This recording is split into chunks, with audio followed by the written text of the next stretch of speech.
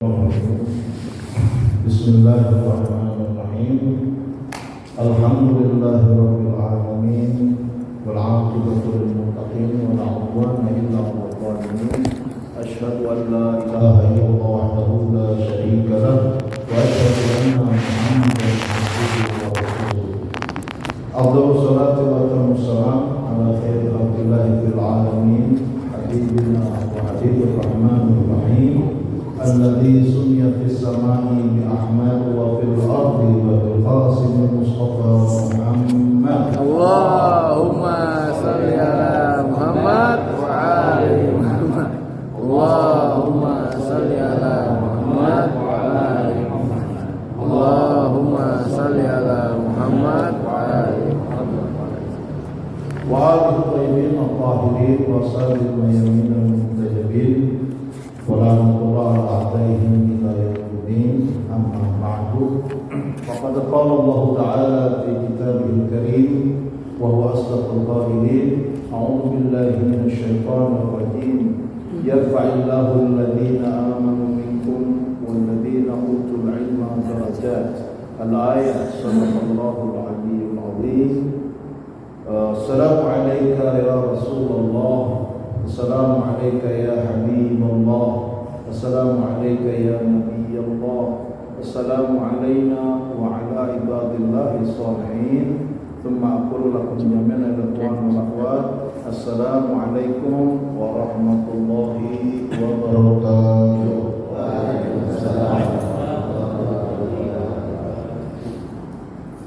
Alhamdulillah wa syukurillah, pada malam ini kita bisa bermunajat kembali, bisa melangkahkan kembali kaki kita ke majlis dan yayasan Mubarakah ini.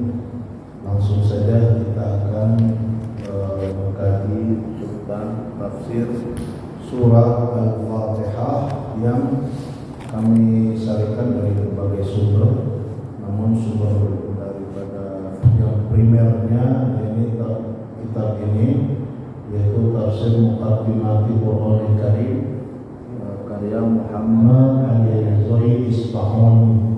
Ini buku berbahasa Persia. Cuma kita nanti akan menggunakan juga referensi yang lain seperti dari kitab tafsir Al-Mizan, kemudian juga Amsal, dan tafsir-tafsir lainnya yang bisa menarik kaji. Alhamdulillah kita sudah untuk yang kedua kalinya untuk mengkaji ini. Kemarin di minggu yang lalu kita telah mengisi perjumpaan awal kita dengan mukaddimah, di mana kita berbicara tentang tafsir dan macam-macam tafsirnya, kemudian juga tentang mufassirin atau para penafsir Al-Qur'anul Karim, bahwa yang namanya ilmu tafsir atau tafsir ini sangat bermanfaat bagi kita, di mana dia merupakan pegangan awal kita, ya, pedoman utama kita, manual hidup kita, bahwa kita telah diwasiati oleh Rasulullah SAW bahwa inni tarikum fikum sakalain ma in akhadtum bihima lam tadillu ba'di abada awwaluhuma kitabullah wa itrati ahlul baiti huma lan yaftariqa hatta yarida alaiha al-haud. Bahwa telah tertinggalkan pada diri kalian adanya dua perkara yang berat, yaitu sakalain, yang mana ketika kalian berpegang teguh kepada keduanya, yakni kepada Al-Quran dan Ahlul Bait, ya, itu kalian tidak akan pernah tersesat selama-lamanya. Rasulullah mengatakan awwaluhuma, yang pertama yaitu adalah kitabullah Al-Quran, ya. Jadi inilah mengapa kita boleh jauh-jauh dari Al-Quran, ya. Makanya tujuan kajian tafsir ini semata-mata tidak hanya tafsir, tapi supaya kita juga senantiasa akrab, senantiasa dekat dengan Al-Quran. Karena mau tidak mau ketika kita kajian seperti ini kan kita buka Al-Quran, ya, kita kaji Al-Quran. Belum tentu kita di rumah juga sempat megang-megang Al-Quran, ya, baca. nyoleknya ini udah agak gitu kan, jujur aja lah pikirannya.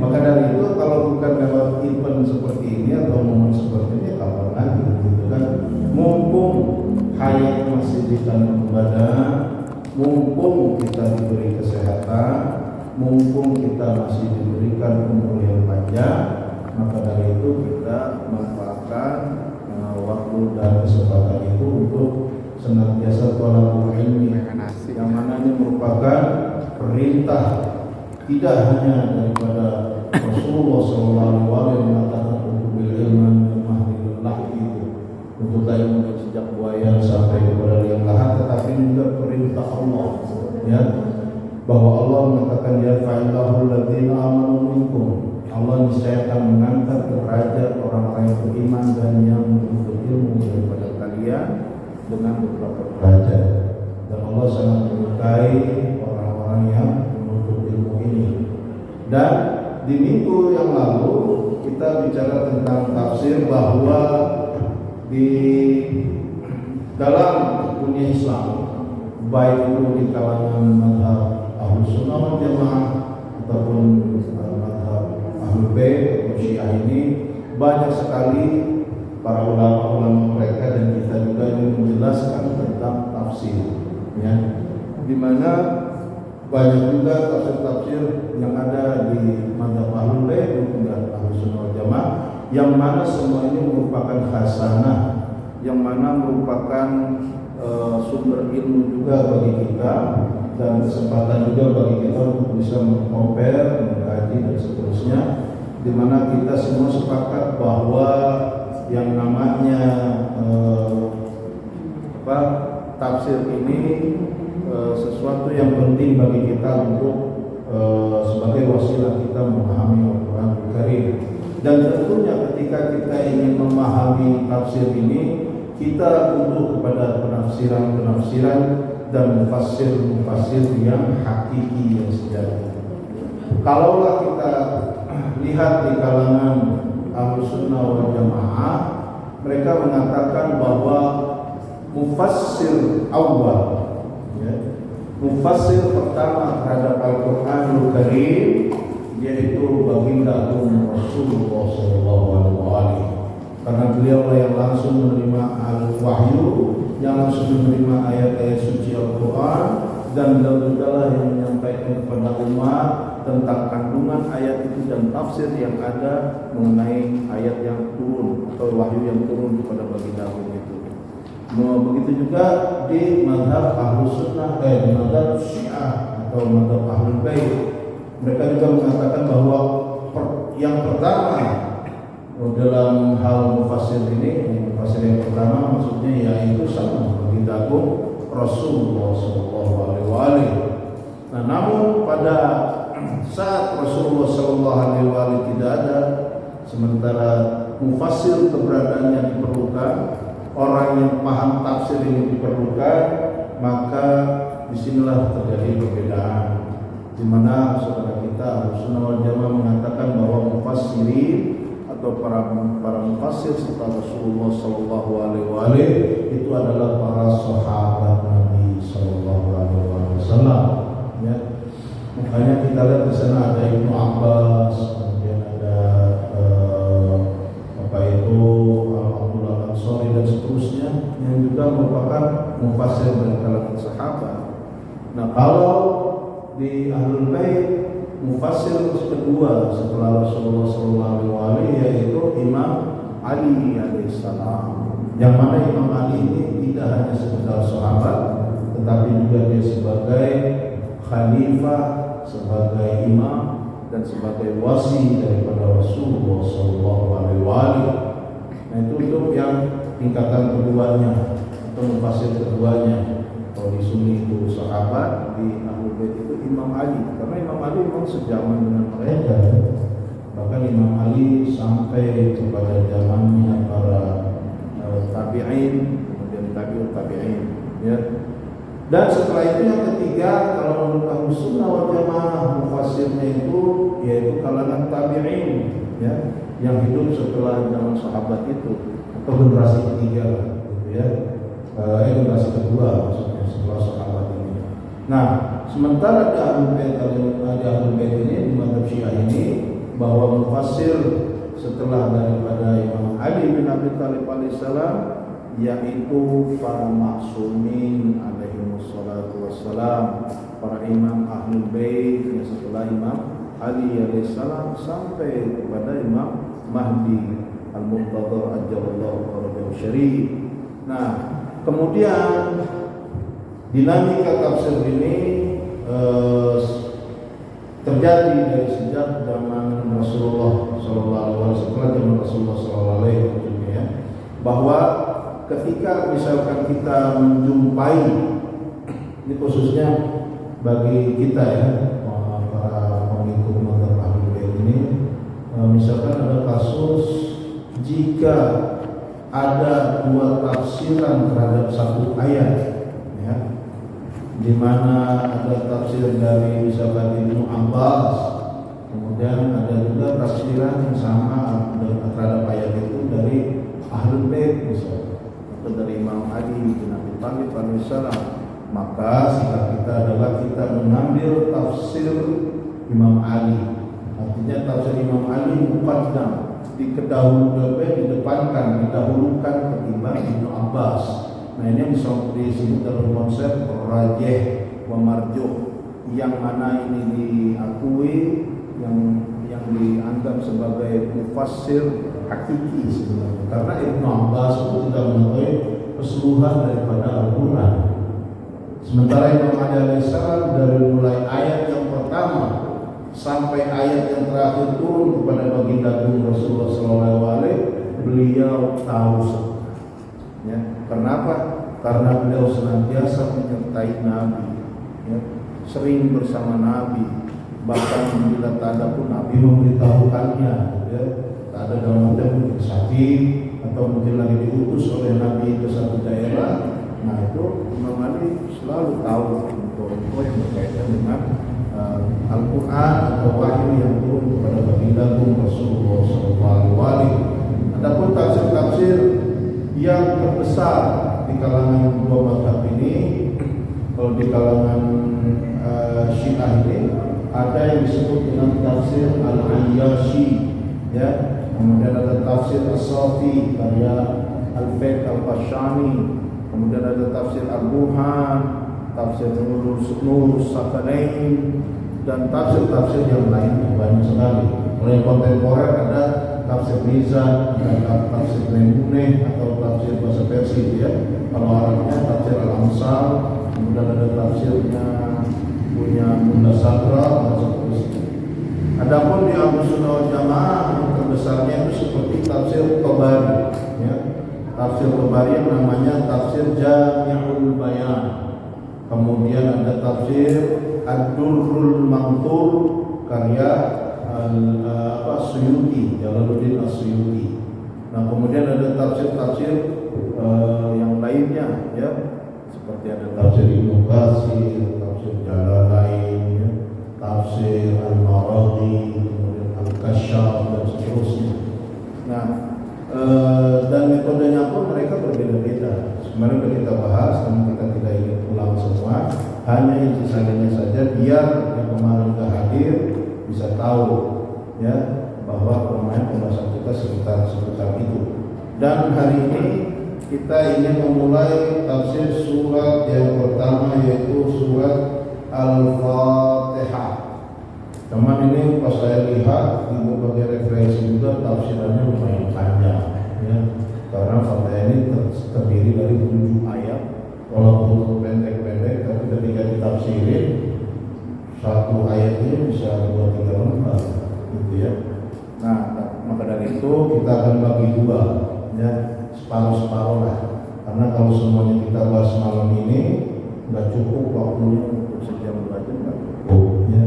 Insya Allah kita batasi saja dan kita bagi menjadi 2 bagian. Baiklah, bismillahirrahmanirrahim. Kita mulai surat Al-Fatihah ini dengan menyampaikan pertama dimensi daripada surat Al-Fatihah ini, ya. Dan juga kita akan berbicara tentang karakteristik dan khasais, ya, atau khasais itu karakter surat Al-Fatihah ini, yang mana surat ini memiliki kedudukan yang sangat istimewa di antara surat-surat Al-Quran yang lainnya, dan juga memiliki kelebihan-kelebihan di antara surat-surat yang lainnya. Dalam riwayat disebutkan bahwa surat Al-Fatihah ini, yang mana kalau orang Iran biasanya menyebutnya suratul Ham, ya, Surah Ham,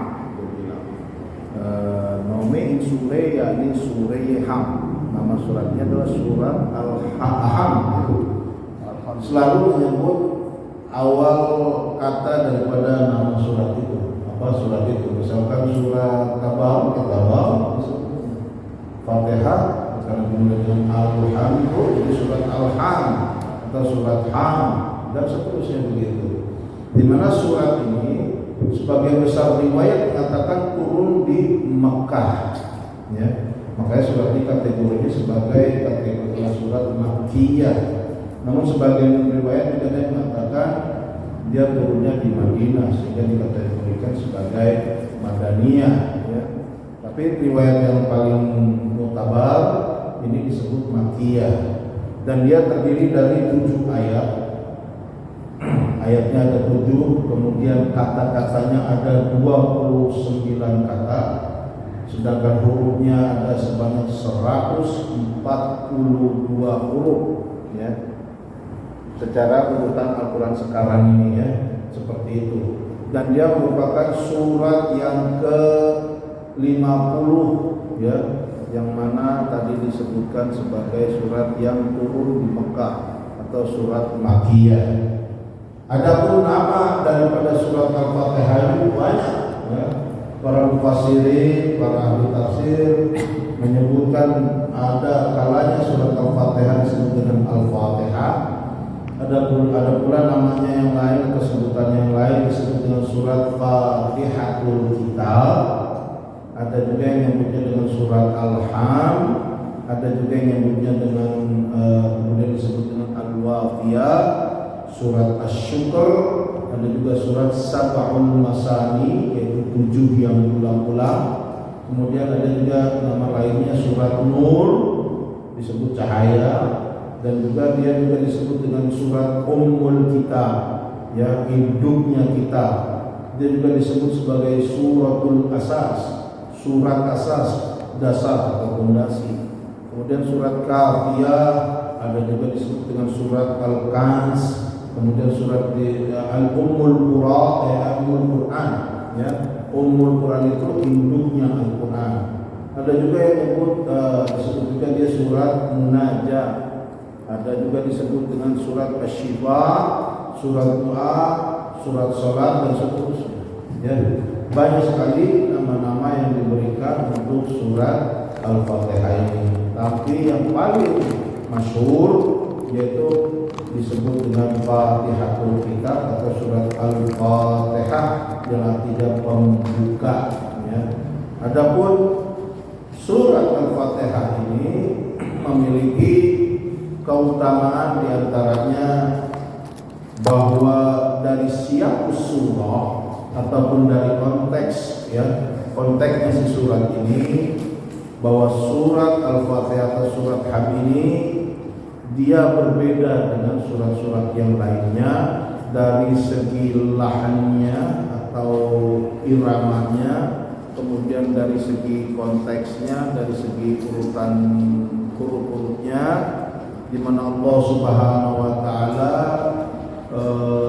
mengajarkan hamba-hambanya tentang surat ini, dalam surat ini mengenai cara bagaimana kita ini berbicara sama Allah, bagaimana kita ini bermunajat kepada Allah. Nah, ini mungkin yang jadi pertanyaan, apa sih bedanya munajat sama doa? Ada yang tahu bedanya doa dengan munajat? Kalau doa seringkali oleh para ulama kita disebut dengan tolabul adna minal a'la, ya, dengan cara-cara tertentu, yakni permintaan atau permohonan dari yang maha rendah kepada yang maha agung, kepada yang maha tinggi dengan cara merendahkan diri di hadapannya. Nah itu yang namanya doa. Didefinisikan bagi permintaan dari hamba kepada Allah yang disebut dengan makhluk yang paling hina, paling rendah kepada zat yang maha tinggi dengan cara merendahkan diri di hadapan, itu doa. Sementara munajat apa? Munajat yaitu hadisul habib li habibi. Ya. Munajat itu adalah kalam, hadis atau perkataan seorang kekasih kepada kekasih. Nah itu munajat. Jadi makanya kalimat munajat tidak seperti kalimat doa, agak-agak curhat di situ. Ya Allah, diriku lemah, ya kan? Kayak dua kumel tadi itu sebenarnya isi munajat semua. Sebenarnya, diriku yang begini begitu, yang hina, yang papa, yang miskin, yang hakir, miskin, mustaqim, kan? Papa, gitu kan? Kita jadikan istilahnya bala dari dosa itu ya, tercipta penyakit, tercipta ujian, tercipta musibah. Ya kita mohon sampaikan itu kepada Allah. Jadi itulah bedanya munajat dengan doa. Dan di suratul Fatihah ini Allah Subhanahu wa taala mengajarkan cara kita meminta pada Allah Subhanahu wa taala dengan cara munajat. Maka kita katakan di sini iyyaka na'budu wa iyyaka nasta'in, lalu dimulai setelah itu kalimat doa atau munajat. Ihdinas shiratal mustaqim, tunjukilah kami jalan yang lurus, gitu kan. Siratal ladzina an'amta 'alaihim ghairil maghdubi 'alaihim waladdallin. Itu kalimat yang disebut dengan munajat, ya. Maka dari itu dimulailah surat Al-Hamd ini, ya, dengan pujian kepada Allah Subhanahu wa taala, ya, dan berlanjut terus sampai kepada iqrarul iman, yaitu pengakuan iman kita kepada Allah Subhanahu wa taala dengan mengatakan apa? Maliki yaumiddin, yang merajai hari akhir, ya.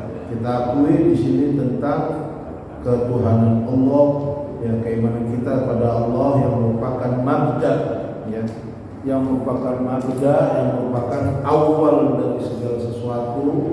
Karena pada hakikatnya kita ini diajari tentang mabda dan ma'ad di dalam surat ini, ya, dan juga tentang yaumuddin, yaumul qiyamah, ya kan. Jadi mabda dan ma'ad pada ayat ini. Nah ini filosofinya sangat panjang kalau kita jelasin semuanya. Nah kita ringkas saja bahwa Allah Subhanahu wa taala memulai surat ini dengan pujian terhadapnya, kemudian bersambung dengan iqrarul iman, yaitu penetapan iman dengan mabda dan ma'ad pada kalimat maliki yaumiddin tadi, ya. Artinya kita pindah kepada Allah. Wabil yaumil qiyamah, kita ini beriman, gitu ya. Tentunya dengan cara-cara tertentu, dengan tadarruk, dengan khusyu'an, dan juga permintaan kita kepada Allah Subhanahu wa taala. Itu yang pertama, khasais atau keutamaan Quran yang apa yang dimaksud dengan surat Al-Fatihah ini. Nah, kemudian disebutkan juga bahwa surat Al-Fatihah ini, ya, di mana dia terdiri dari dua bagian tadi sudah, yaitu pertama masalah tauhid dan yang kedua masalah kiamat, ya. Ya kalau kita lihat ayatnya memang demikian, dan juga disebutkan bahwa surat Al-Fatihah ini merupakan asas atau dasar daripada Al-Quran. Nah, disebutkan dalam kitab tafsir Al-Ayyasi bahwasanya Nabi sallallahu alaihi wasallam pernah bersabda kepada Jabir bin Abdullah Al-Ansari, ya, dengan berkata, ya Jabir, wahai Jabir, ala u'allimuka afdhala suratin anzalahu Allah fi kitabih, maukah engkau aku ajarkan surat yang paling utama yang diturunkan Allah Subhanahu wa taala dalam kitab suci-Nya. Nah, kemudian Jabir menjawabnya, bala bi abi anta wa ummi ya Rasulullah allimniha. Ya. Dia berkata, demi ayah dan ibuku wahai Rasulullah, ajarkanlah ia kepadaku. Kemudian Rasulullah fa'allamahul hamd, umat kita mengajarkan kepada Jabir Rasulullah ini yaitu surat Al-Hamd ini, ya, surat Al-Fatihah ini. Lalu beliau berkata, ya Jabir, ala ukhbiruka anha, maukah engkau aku beritahukan tentang hakikat surat Al-Fatihah ini?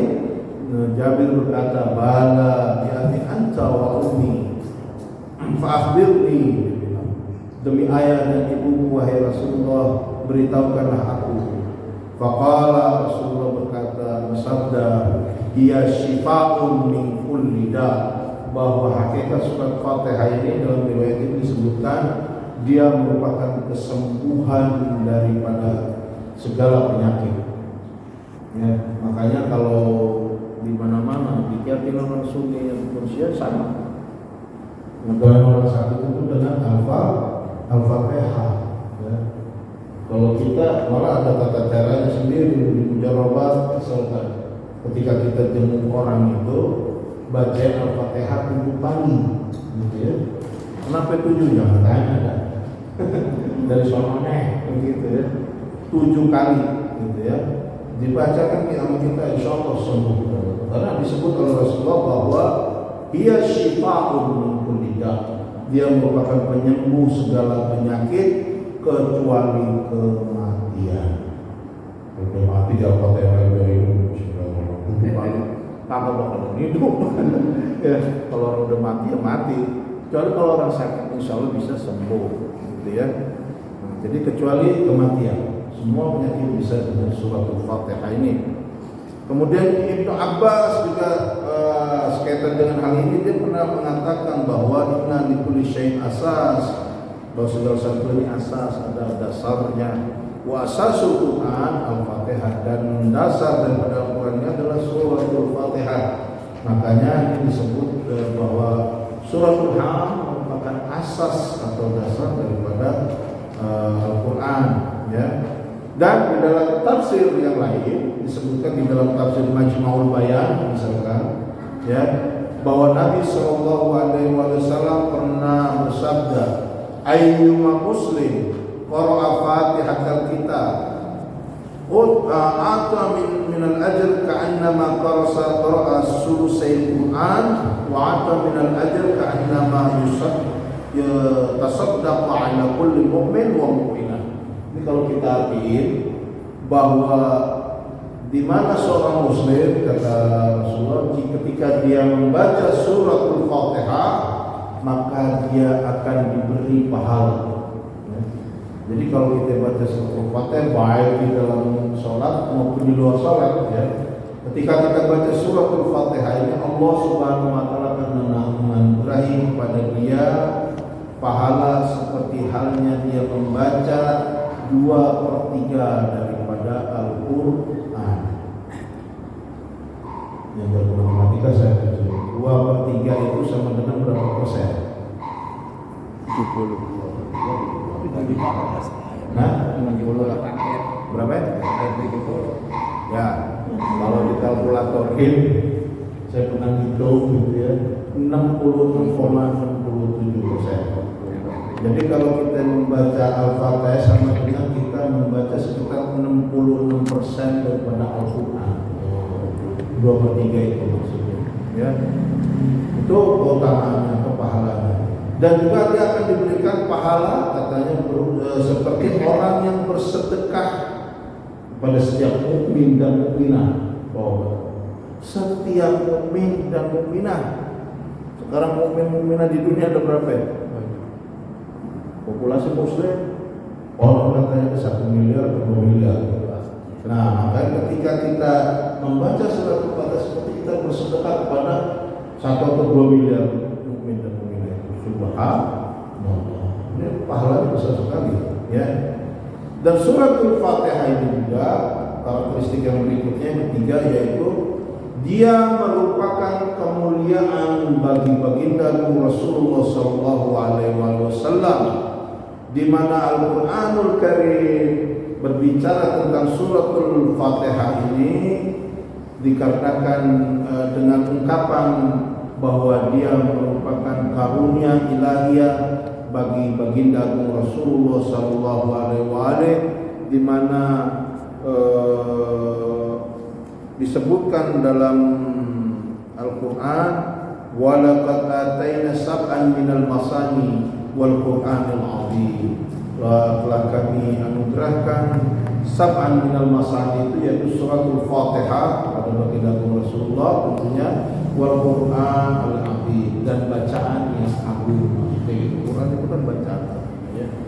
Nah, itu yang kedua. Adapun khasais yang ketiga yaitu disebutkan bahwa kita ditekankan untuk senantiasa membaca surat ini ya, baik di dalam sholat maupun di luar sholat kita ya. Kenapa? Karena tilawat hadis surah, membaca surat ini itu dapat menyebabkan ruh dan iman kita ini bangkit. Artinya bangkit di sini bukan artinya bangkit itu bangun lagi, enggak. Artinya menjadi bergelora, ya, bergelora, dan juga jiwa ini akan menjadi jernih kembali, suci kembali, gitu ya. Maka kalau dibaca suratul Fatihah itu rasanya beda, ya, karena ada efek yang disebutkan tadi itu. Dan dia bahkan bisa mendekatkan hamba kepada Allah Subhanahu wa taala ya. Dan dia juga disebutkan di riwayat akan dijauhkan daripada dosa-dosa dan daripada penyimpangan-penyimpangan ya.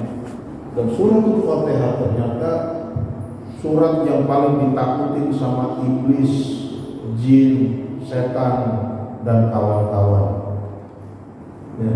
Karena memang ada riwayat yang mengatakan bahwa surat Ummul Kitab atau Al-Fatihah ini seperti petir yang menggelegar yang mengenai kepala si iblis, gitu ya.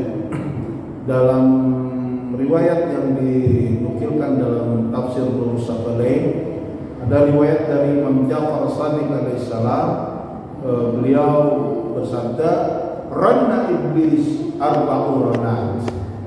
Iblis berteriak dengan 4 teriakan, kata Imam. Awwaluhunna, yang pertama, teriakan iblis yang pertama yaitu yauma nu'ina, di hari tatkala iblis ini dilaknat, itu dia teriak. Dilaknat Allah. Di hari ketika ia dilaknat, dia berteriak. Dan ketika wahina uhbita ilal ardh, dan ketika dia diusir ke bumi, dia teriak ya, itu yang kedua.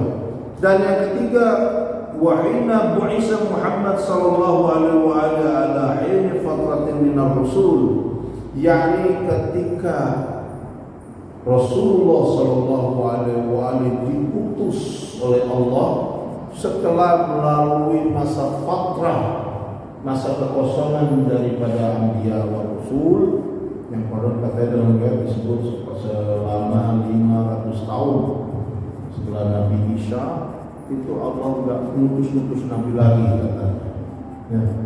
Makanya 500 tahun inilah di mana ajaran Allah Subhanahu wa taala yang disampaikan oleh para anbiya ini udah mulai banyak dilupakan ya.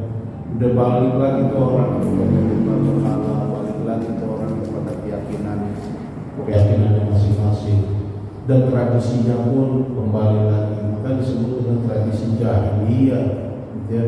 Yang tadinya kalau ada nabi itu dibilang, ada nabi itu ada yang kasih warning, ada nabi itu ada yang bimbing, ada nabi itu ada yang ngarahin. Begitu nabi tidak ada ya, ini orang-orang balik lagi karena gak ada bimbingan, gak ada cahaya, gak ada yang mengajarkan dan seterusnya. Nah, akhirnya setelah 500 tahun masa fatrah itu lalu, Allah mengutus Nabi akhirul anbiya wal mursalin, Nabi yang merupakan Nabi terakhir penutup para nabi dan para rasul.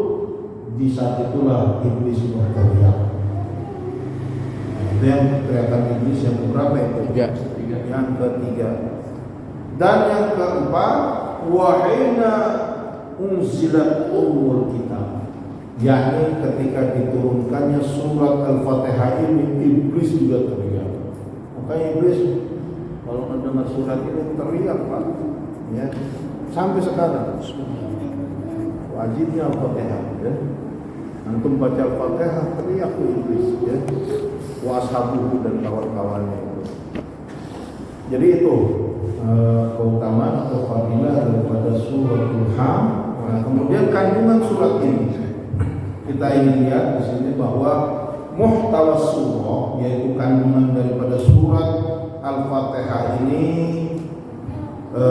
dia dibagi menjadi dua bagian atau dua kandungan. Ya, yang pertama bagian yang mana dikhususkan terhadap pujian ya kepada Allah Subhanahu wa taala, dan sebagiannya lagi berisi atau mengandung hajatnya hamba, ya, hajatnya hamba. Wa ila hadza tafsir, dan sampai pada pembagian ini ya ada hadis dari kitab Uyunul Akhbar ya Imam Ridha, bahwa baginda Rasulullah sallallahu alaihi wasallam bersabda, qala Allah azza wa jalla, Allah Subhanahu wa taala berfirman,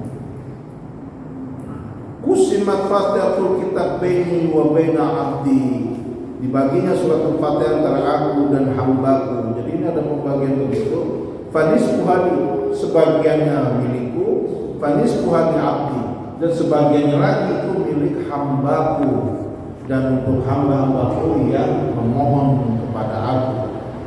Yang ketika hamba itu berkata, idza qala al-'abd, ya, ketika hamba itu berkata bismillahirrahmanirrahim, ini hamba baru menyebut bismillahnya di surat Al-Fatihah ini, Allah Jalla Jalaluhu berkata, hambaku telah memulainya dengan menyebut namaku, katanya. Maka wajib bagi diriku untuk memenuhi segala keperluannya, segala hajatnya, dan wajib bagi aku untuk memberkahi dirinya dalam segala keadaannya. Keberkahan surat Al-Fatihah demikian. Baru baca bismillahnya aja Allah langsung berkata begitu. Ini hamba pun sudah mulai dengan namamu, maka ketika dia mulai sesuatu dengan namamu, maka aku wajib untuk memenuhi segala hajatnya. Maka tadi disebut dengan sebagian ini adalah tentang pujian pada Allah, sebagian tentang hajat-hajat hamba. Ya. Nah, jadi wajib bagi aku untuk juga memenuhi memberkahi dia dalam segala keadaannya. Nah, kemudian ayat ini kalau kita lihat bahwa surat ini diawali ya dengan bismillah. Ini ayat pertama kan. Kalau dalam teks itu ayat pertama. Tidak tahu kalau di sunnah itu ada yang menyebutnya ini ayat pertama, ada juga yang menyebutnya bukan ayat pertama. Makanya ada yang juga baca bismillah, kalau baca Fatihah langsung baik alhamdulillahirabbil alamin. Khususnya yang dibuat panjang-panjang tuh. Setelah ada hingkrap-hingkrap. Nah, itu enggak pakai biar basmalah tuh. Ya. Nah, mereka mengatakan bahwa segala sesuatu ini bismillah ya. Karena apa? Karena manusia atau kabilah-kabilah terdahulu ataupun masyarakat terdahulu, generasi-generasi terdahulu, mereka memulai segala amal mereka atau segala perbuatan mereka dengan menyebut nama tokoh-tokoh mereka, gitu ya. Itu manusia itu kadang ya, menyebut nama-nama tokoh mereka yang merupakan misalkan yang pemilik yayasan, pemilik majelis, pemilik sekolahan, pemilik pabrik, pemilik perusahaan, ya, disebut nama mereka semua itu.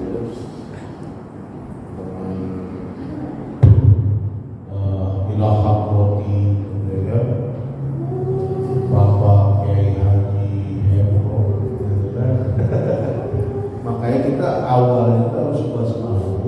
bismillah dulu, barulah itu ila hadrati kepada al-mukarram Abuya bla bla bla gitu ya, siapapun baru biasanya begitu. Nah itu kebiasaan lama yang mana orang-orang begitu katanya.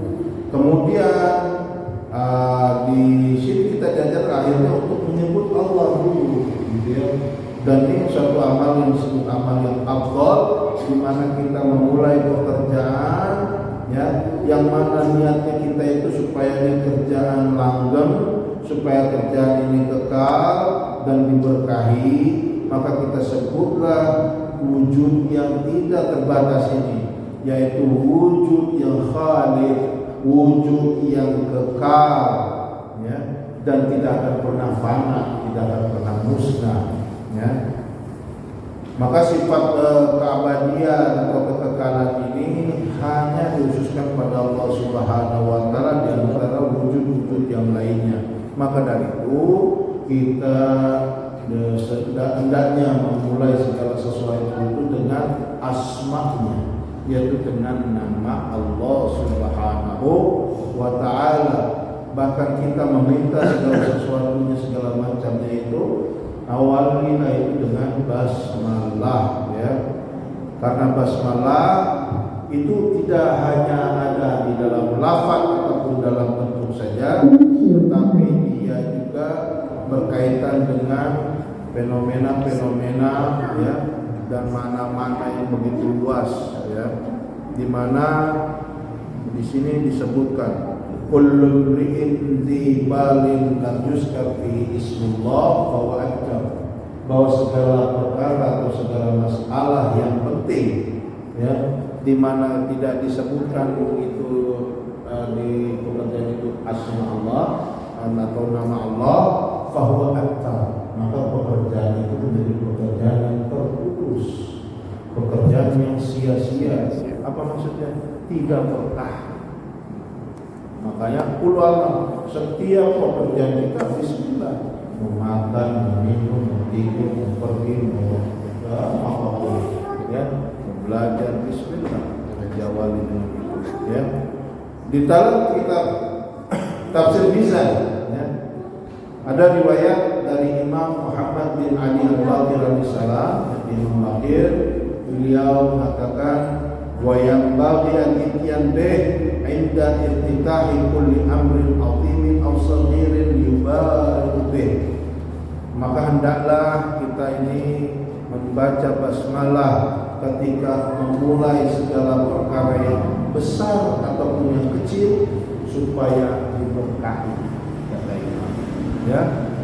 Dan dengan ungkapan yang ringkas kita bisa sebutkan bahwa baqaul amal, kekalnya suatu amal itu bergantung kepada hubungan kita kepada Allah Subhanahu wa taala ya. Maka kerja apapun yang selama itu kita misalkan menghendaki adanya keberkahan hubungan dengan Allah Subhanahu wa taala, maka mulailah segala pekerjaan itu dengan basmalah ya. Ini hal yang mudah ya, mudah banget. Cuman kadang kita lupa, kan? lupa. Hah? Karena kadang-kadang lupa. Bahkan kita dianjurkan untuk mengulang-ulang basmalah ya, dalam kehidupan kita. Karena ternyata para anbiya ya, contohnya misalkan Nabi Nuh itu ketika perahunya goyang-goyang, ketika perahunya dihantam badai segala macam ya, ketika terjadi bah itu dia membaca basmalah ya. Dalam Al-Quran kan disebutkan wa qala irkabu fiha, naiklah kamu ke kapal itu bismillah, dengan nama Allah, bismillahirrahmanirrahim wa mursaha. Ini doa ya, doa kendaraan katanya. Nah kemudian Nabi Sulaiman alaihissalam itu ketika dia ingin menguasai kerajaan Sabah ya, dia juga pakai bismillah ya. Dalam Al-Quran dikatakan innahu min Sulaiman wa innahu bismillahirrahmanirrahim. Semua para anbiya ya. Jadi itulah keutamaan surah Al-Fatihah yang pertama, yaitu Bismillahirrahmanirrahim. Nah tadi kan kita sebutkan bahwa Al-Fatihah ini ada yang menganggap bagian daripada surat Al-Fatihah, ada juga yang tidak menganggapnya demikian. Nah kita lihat apa pendapat ulama Syiah. Nah ajma ulama Syiah, para ulama Syiah ini berpendapat, bersepakat atau berijma ya, bahwa Bismillah merupakan bagian daripada suratul Hamd, bagian daripada surat Al-Fatihah, bahkan pada setiap urut surat Al-Quran ya. Bahkan menuliskannya di awal-awal surat itu afdal ya, bahkan lebih baik, dikatakan lebih baik, kecuali mungkin surat itu tadi apa yang tidak pakai basmalah itu surat At-Taubah ya. Hanya itu. Selain itu semua pakai Bismillahirrahmanirrahim. Dan hal ini sudah terjadi dari zaman Rasulullah SAW ketika orang-orang menuliskan surat Al-Quran di kelopak korma, di daun, di apapun lah, kulit-kulit awalnya Bismillah, dianjurin Bismillah ya. Sebenarnya masalah ini sangat jelas sudah sampai para riwayat hadis dan para ulama itu membuktikan bahwa ini hal yang memang disepakati sudah ya, bahwa membaca Al-Fatihah, membaca surat Al-Hamd itu dalam segala pekerjaan, bahkan dalam sholat gitu ya. Tapi ada kejadian katanya di mana Muawiyah bin Abi Sufyan itu katanya pernah sholat di Madinah ya. Dia nggak baca Bismillah ya. Nggak baca Bismillah dan surat Fatihahnya.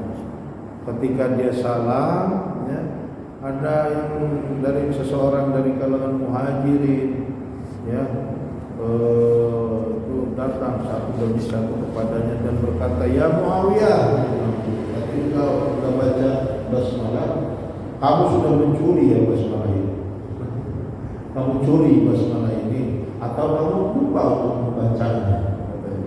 Diledek karena dia nggak baca basmalah kalau sholat apa membaca Fatihah itu ya.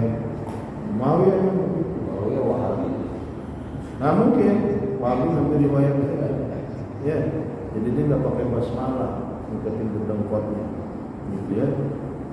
Nah kemudian ketika kita sudah lihat ada kata Bismi ya, yang mana kalau kita lihat di dalam tafsiran itu bahwa apa istilahnya kata ba di sini ya, itu memiliki makna ya, yang mana disebutkan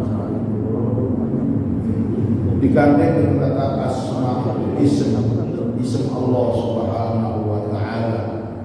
Nah, kenapa Allah Subhanahu wa taala menggunakan tiga di sini? Ada Bismillah ya, namanya Allah, kemudian ada Ar-Rahman, ada Ar-Rahim. Ini kata orang Kristen mah. Kuliah orang Islam juga Trinitas. Ada Allah, ada Ar-Rahman, ada Ar-Rahim. Ya. Buktinya kan Bismillah tiga, Allah, Rahman, Rahim. Nah, ini mereka berkata begitu karena apa?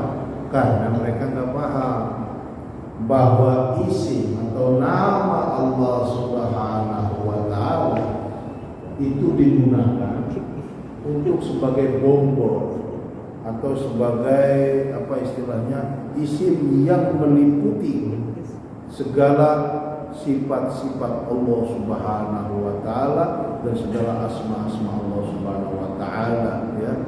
Makanya dikatakan di dalam Al-Qur'anul Karim dan sumber-sumber syariat Islam ya, bahwa yang namanya Allah ini merupakan nama yang meliputi semua sifat-sifat Allah ya. Ketika kita menyebutkan misalkan asma dan sifat Allah yang lainnya seperti Al-Ghafur, Ar-Rahim, Al-Wadud, ya As-Sami, Al-Alim, itu semua sifat. Nah, adapun Allah ini sebagai bonggolnya, ya zatnya, bukan sifatnya. Nah, apa artinya Allah di sini? Nah, ternyata Allah Subhanahu wa taala ini dia bermakna al-ma'bud, yang disembah, yang merupakan tempat berlindung, yang merupakan sumber kedamaian dan ketenangan. Maka dipakai nama Allah ini, ya. Dimana kalau di riwayat disebutkan, ya, bahwa mana jadi kata tadi,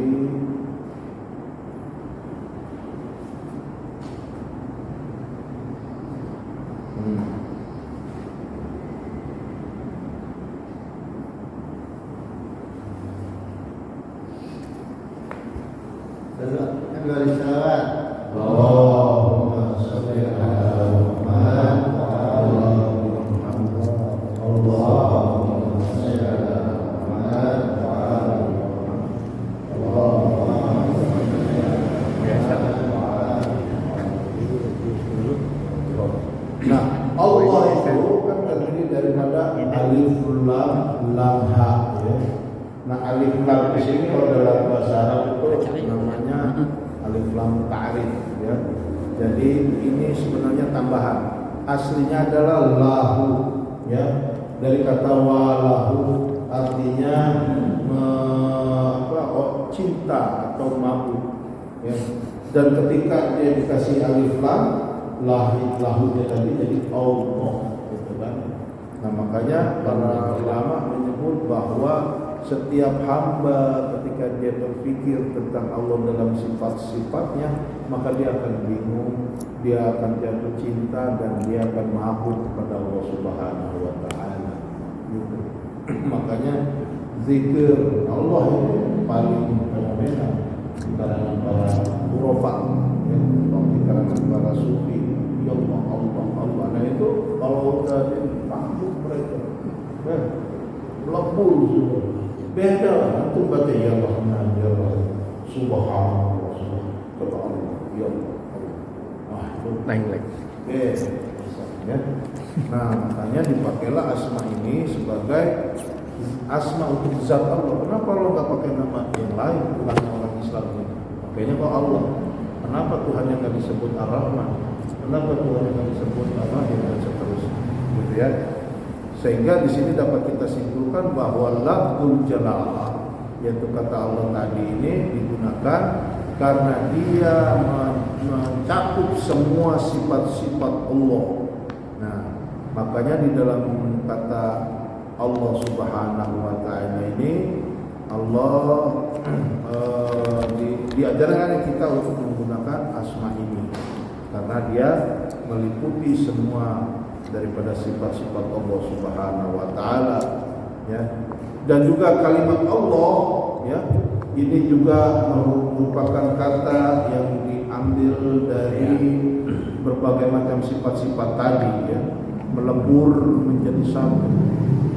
Makanya di dalam Al-Qur'an disebutkan huwallahul ladzi la ilaha illa huwal malikul quddusus salamul mu'minul muhaiminul azizul jabbarul mutakabbir, dalam surat disebut, ya. Dialah Allah yang tiada Tuhan melainkan Dia, Al-Malik yang merajai, Al-Qudus yang suci, As-Salam yang damai, Al-Mu'min yang memberikan keamanan, Al-Muhaimin, dan seterusnya itu. Nah, itu kenapa Bismillahirrahmanirrahim ini, ya, digunakan di situ. Yang pertama Allah, baru kemudian Rahman Ar-Rahim, karena Ar-Rahman Ar-Rahim ini merupakan sifat, ya, baik dalam kajian tafsir maupun dalam kajian bahasa atau sastra bahasa, bahwa ini semua menunjukkan bahwa Rahman Ar-Rahim itu adalah sifat, ya. Nah, kemudian disebutkan juga di sini bahwa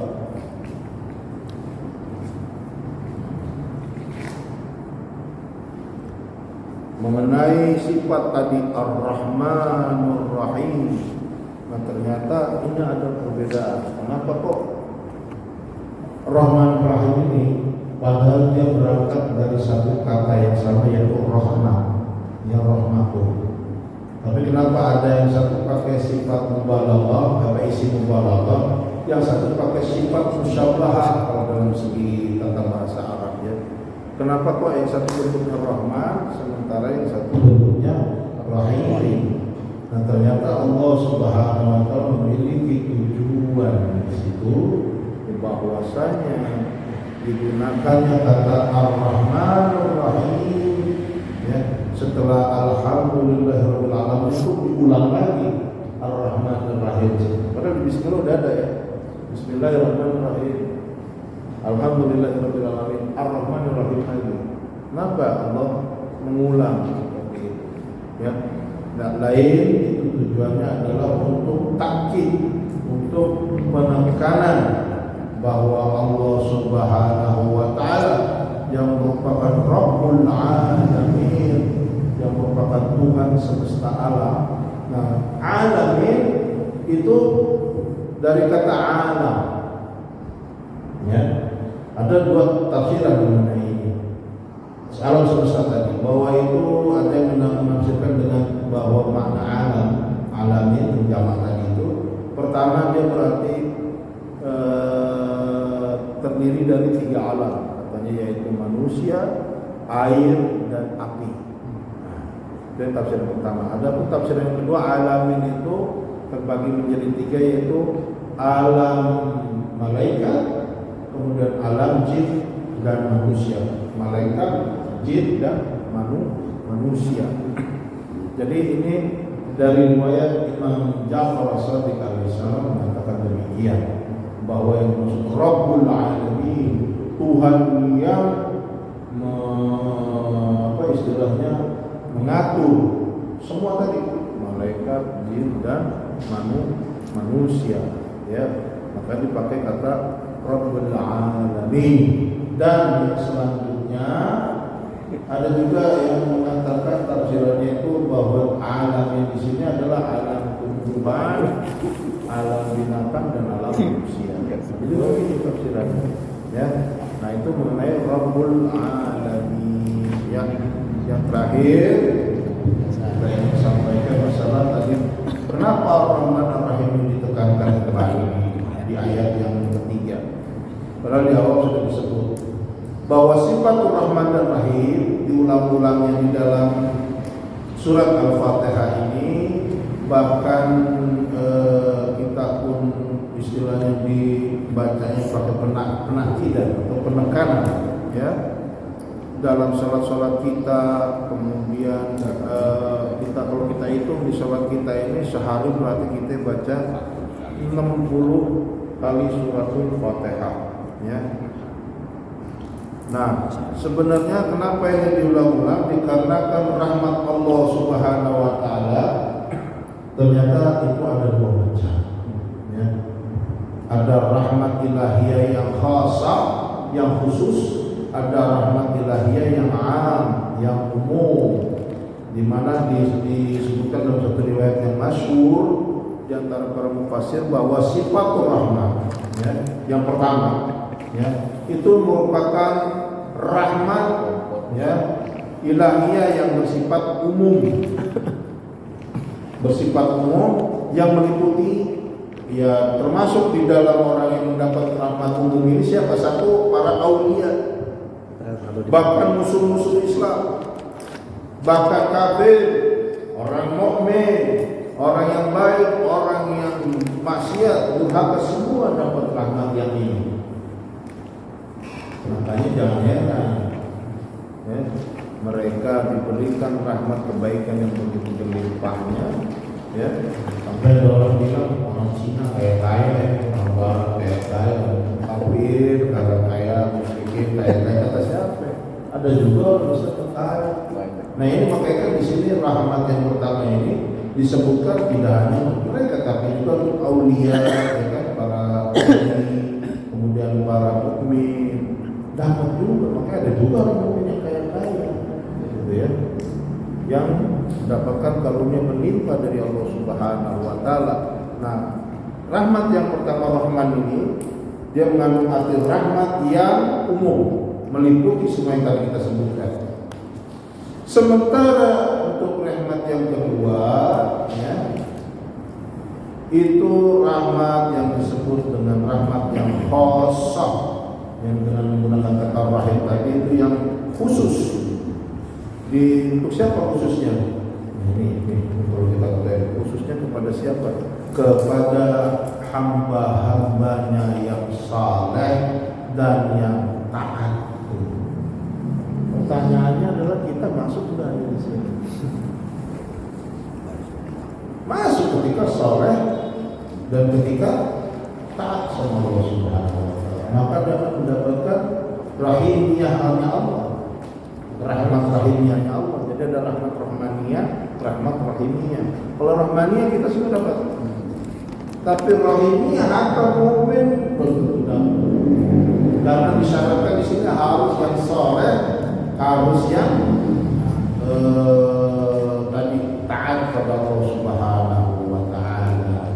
Maka dari itu ini dibedakan antara rahmat Allah yang pertama yang disebut dengan rahmat rahmatiyah, ya, dan ada rahmat rahmaniyah, ya, atau rahimiyah, ya.